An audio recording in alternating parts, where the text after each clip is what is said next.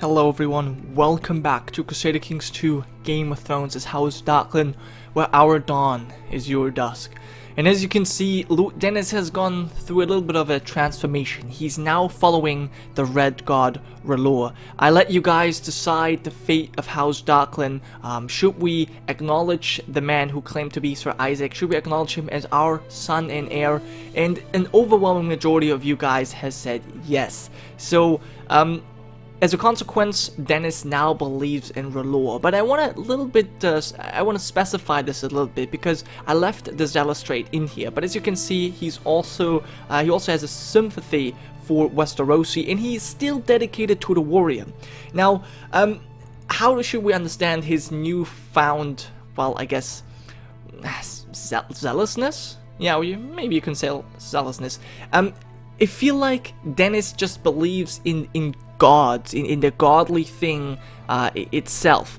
I don't think that Dennis is necessarily clinging to one or another religion. I don't think he thinks that the Seven or R'hllor or any of the other religions is more right than the other. I think Dennis is more just believing in gods and the godly things. I guess I've already said that. I'm repeating myself, but I hope you have understood what I mean by this. So he's not the kind of zealous who will throw out characters like Jalabhar Gunko, who is believing in the summer gods. He's not gonna throw out these kind of characters or kill them like he did previously when he was Favor the Seven and would kill the R'hllor followers. He's not doing this. Instead, he just acknowledges the fact that there are several religions, and he just knows that there is something godly out there that can indeed create wonders. I think that's kind of how we should understand his zealousness. Now, Isaac, obviously, we know he is disfigured, scarred, and looks just overall ugly because parts of his body have already started to rot because he was actually indeed dead, and now he's back alive again. But nonetheless, he's married to Lady Lyra of the Vale, and he also has some sympathy for Westerosi, and something I didn't... Wait, what? Oh, High Priest Sorella. There's actually... The High Priestess is actually known as Sorella, just like Dennis's first wife. That's interesting. But that was actually not what I wanted to talk about. What I wanted to talk about is that apparently we do not get any negative modifiers because of our religion now that we are Westerosi. Yeah, we don't have... Wow, that's interesting. So because of the sympathy, we do not get any negative bonuses with anyone. That's very good. That's very useful indeed.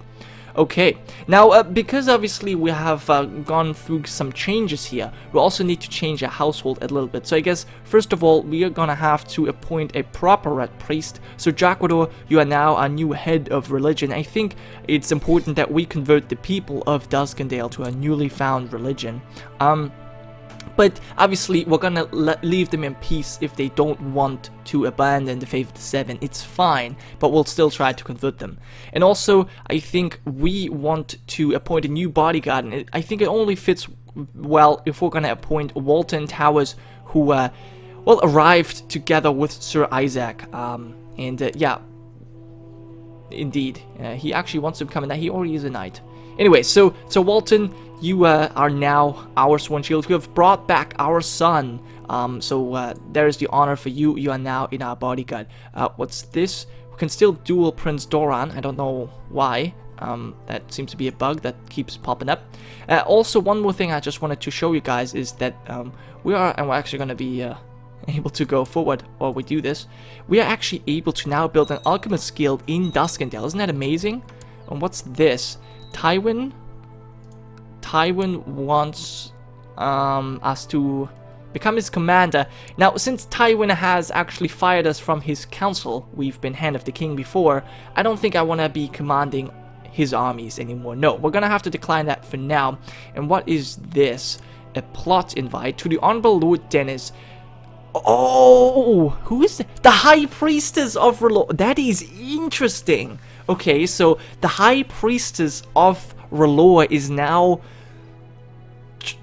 trying to get us into the plot to kill King Tywin. Interesting. Now, I think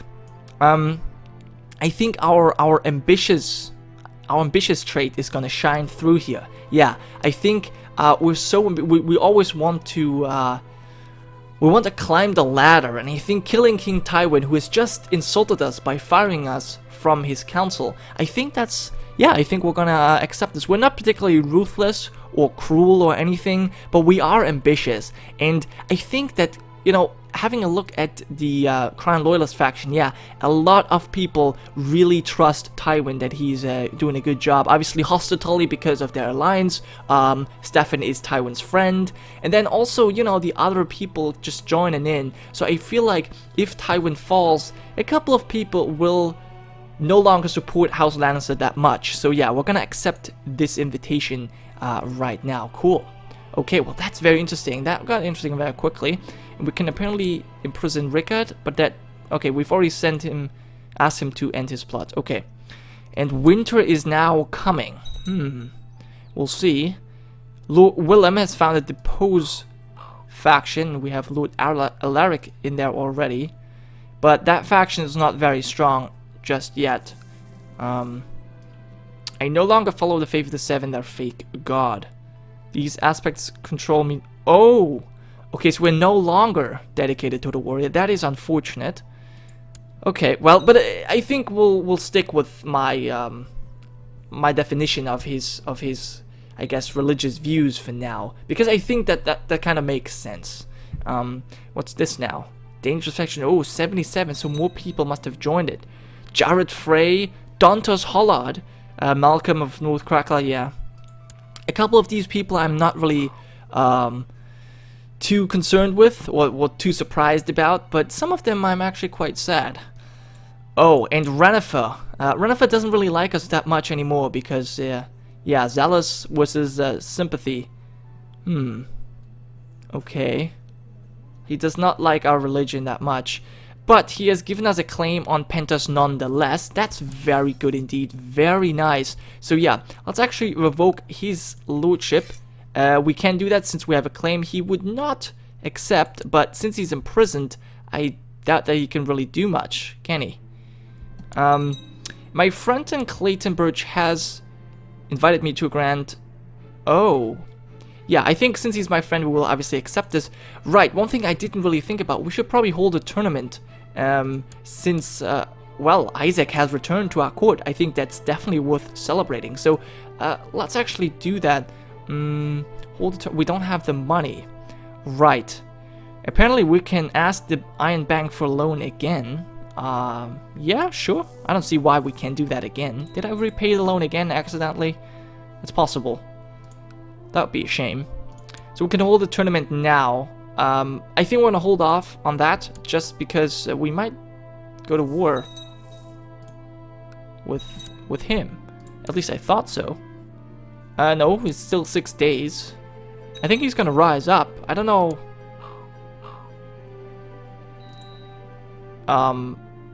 We're apparently at war. We're 100%. Yeah, he's already imprisoned.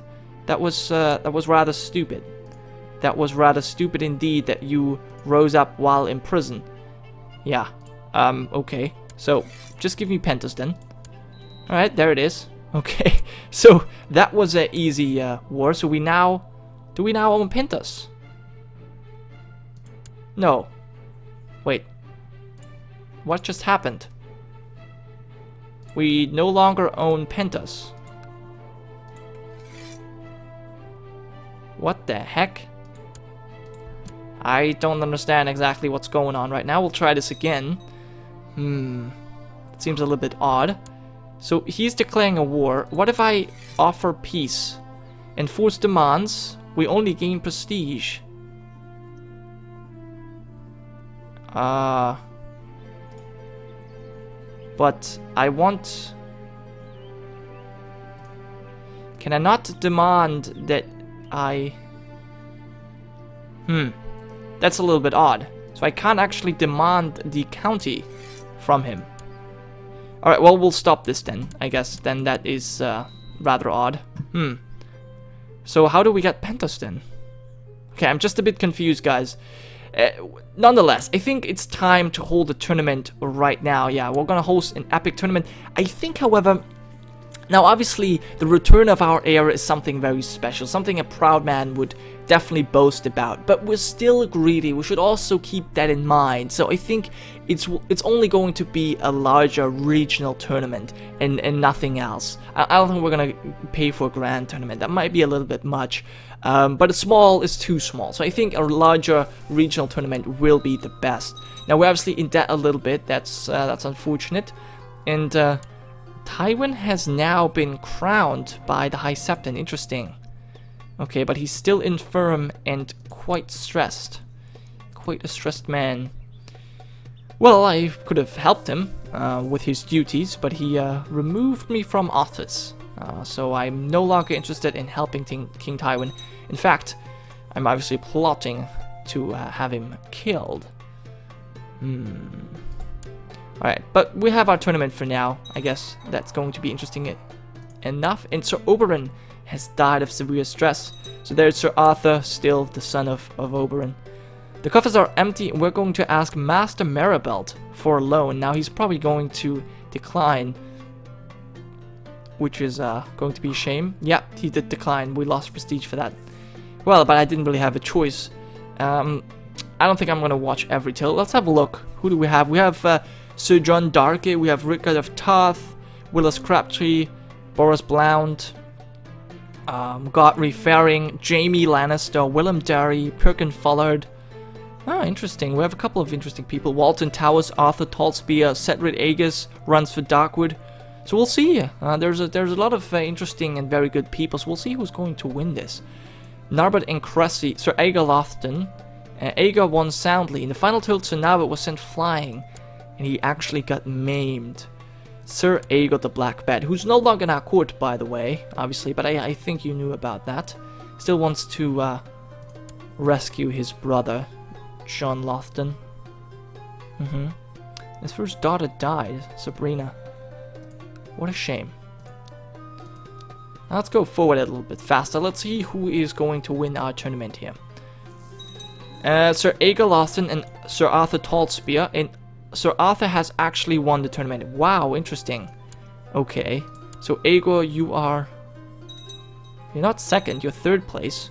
Oh, after many tilts, several days only, 2 nights remained. Sir Arthur Tallspear and Lord Commander Runsford Darkwood, and Runsford Darkwood was unhorsed. Sir Arthur Tallspear has won just after his father has died. Unfortunately, Oberyn was not there to see him win, but he did win the tournament before. This is just his second tournament win. Okay, and Sir Runsford is second place. Okay, well that's still very good. He is definitely a worthy champion indeed. And we can now imprison one of the Septons. We're going to stop that for now. Stop your plot, whatever it may be. So we're still in debt, and wow, we have a huge faction. Lord Dantas, Jared, Frey, Malcolm No Crocodile, the Whispers. A lot of people trying to rise up. But we had a glorious event indeed. Can still duel Prince Dorant. Yeah, that's so odd. So we'll see. I'm interested to see how this plot is going to turn out, against King Tywin. Sacrificial burning as an offering to the Lord of Light will gain me much favor with him according to the Red Priests. The unbelievers I rule would not like it though. Sacrifice the unbeliever my maester. Killing my maester, sacrifice some commoners from the dungeon. Revolt risk, local tax. Gain 10%. I defy the Lord of the Light. Now that is an interesting thing. We've never been a cruel man. But we are dishonorable. We like to solve problems through assassinations, and I think if this gives us favor, but do we want to kill the maester? I feel like we don't want to kill the maester. I feel like we're just gonna kill some commoners. Kill our own people? This does not count as a sacrifice. But this would really make everyone mad. I don't think that. No, I think we're just gonna sacrifice some commoners. Yep. There we go. And we're now fire obsessed. Uh-oh. Lord Dennis is captivated with the power of fire. Indeed. Okay, we have... My daughter is now a queen. At least she's known as a queen. And Prince Jasper, quite appealing lad. Has come of, well, he's been born, I guess.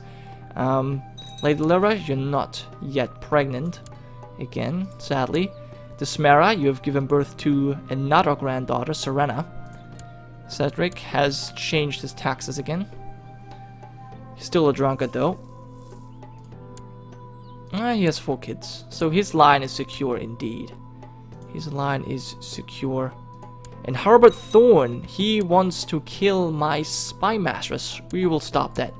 House Thorne, you have only caused trouble. I have discovered plot where Jelaba Gunko. You seek to kill me. Really?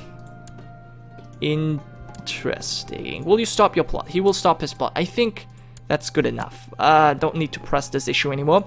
Now Wei Shen, the Yiddish boy, is now ready for an education.